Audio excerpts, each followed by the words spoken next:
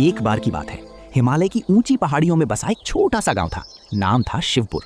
वहां रहती थी एक साहसी लड़की। नाम थी प्रिया। प्रिया की उम्र 14 साल थी, लेकिन वो किताबों की दीवानी थी। गांव के लोग कहते थे कि जंगल के अंदर एक जादू की गुफा है, जहां जो भी जाता है उसे अनमोल ज्ञान मिलता है, पर उसकी कीमत बहुत भारी होती है। प्रिया ने यह कहानी कई बार सुनी थी और एक दिन उसने फैसला किया कि वो गुफा को ढूंढ कर देखेगी। सुबह होते ही प्रिया जंगल की ओर चल पड़ी। घने पेड़ों के बीच से गुजरते हुए उसे एक पुराना पेड़ मिला, जिसकी जड़ों के पास चमकता हुआ हरा पत्थर पड़ा था। पत्थर को उठाते ही हवा में जादुई रोशनी फैल गई और एक गुफा का द्वार खुल गया। प्रिया बिना डरे अंदर चली गई। गुफा के अंदर दीवारें जवाहरातों की तरह चमक रही थीं। हवा में जादुई किताबें उड़ रही थीं और हर किताब से आवाजें आ रही थीं। एक बड़ी किताब ने प्रिया से पूछा, तुम क्या चाहती हो साहसी बच्ची? प्रिया ने कहा, मैं सारी दुनिया का ज्ञान चाहती हूँ। तुरंत गुफा कांप उठी और प्रिया के दिमाग में हजारों सालों का ज्ञान भर गया। वो विज्ञान, इतिहास, जादू और रहस्यों की हर बात जानने लगी। वो उड़ने लगी, पेड़ों से बात करने लगी और जानवरों की भाषा समझने लगी।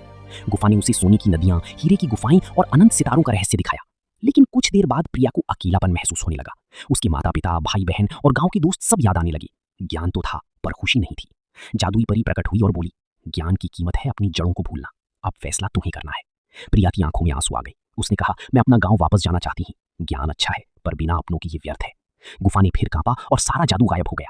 प्रिया बाहर निकली तो उसके हाथ में एक छोटी सी किताब थी, जिसमें सिर्फ एक वाक्य लिखा था, असली जादू घर में है।